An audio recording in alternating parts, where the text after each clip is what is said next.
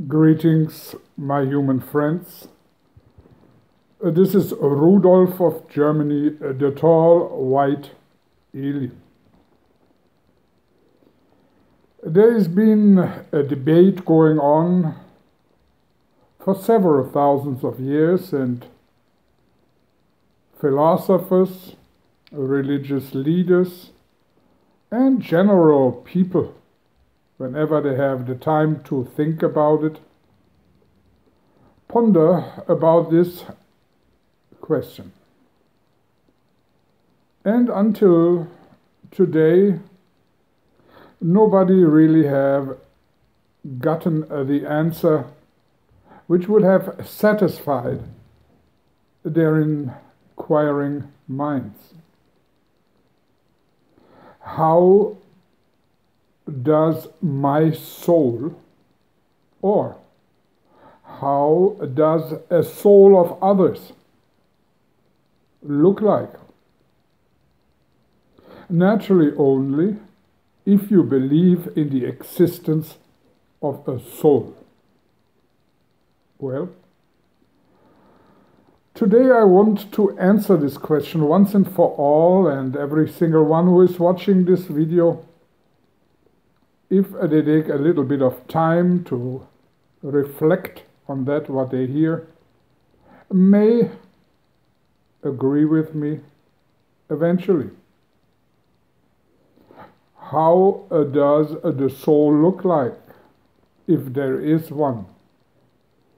First of all, the word soul is just a construct of the mind, like any other word, which is describing something which is of material consistency or a spiritual concept only. Let's call soul mind. Let's call soul the individual aspects of mind which can be distinguished between that what the general mind consists of, that is the fabric of the entire universe, and your individual self, which has a certain range of freedom of expression. Let's call it the soul, just for demonstrative purposes only. How can you distinguish your own soul or the soul of others? How can you read the soul of humans, for example? Well, for that you have to know that matter and mind are ultimately one and the same.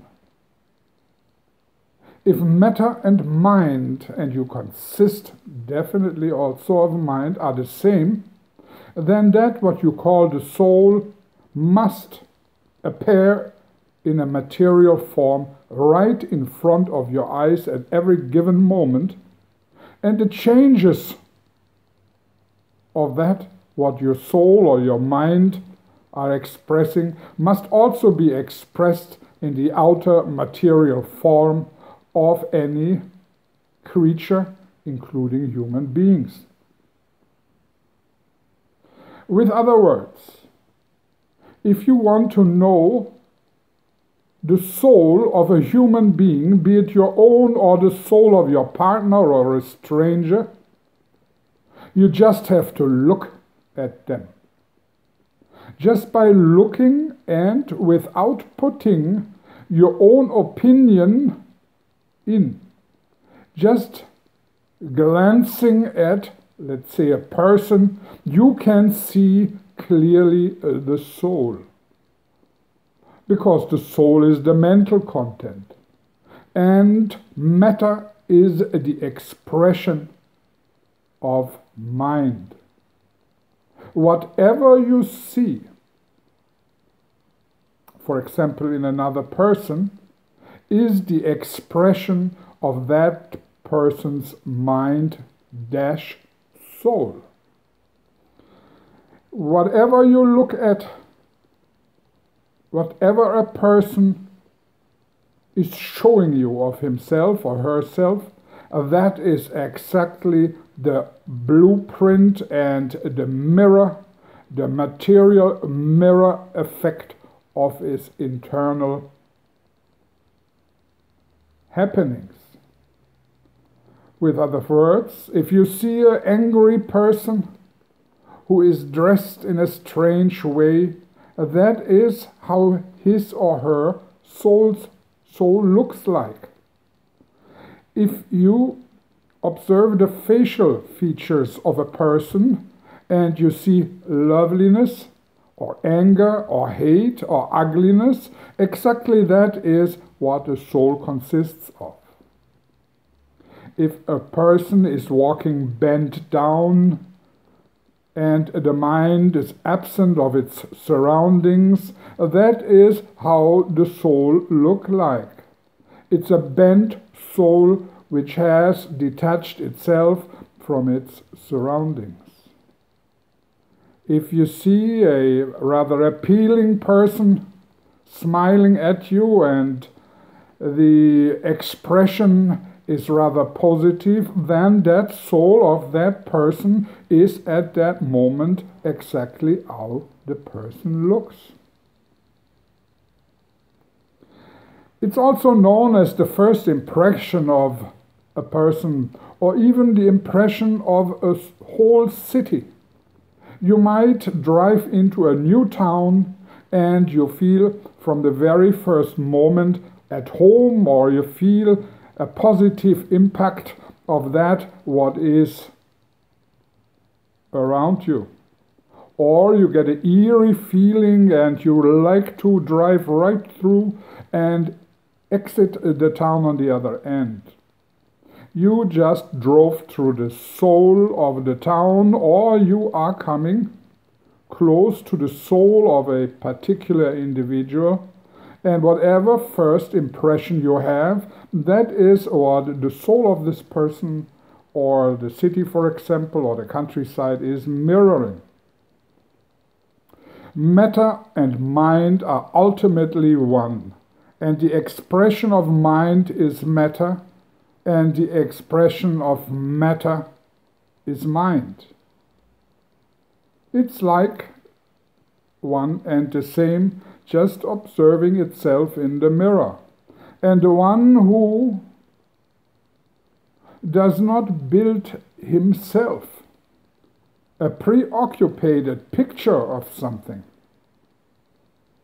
does not discriminate a thing by putting too much of its own expectations in it, but let some kind of material form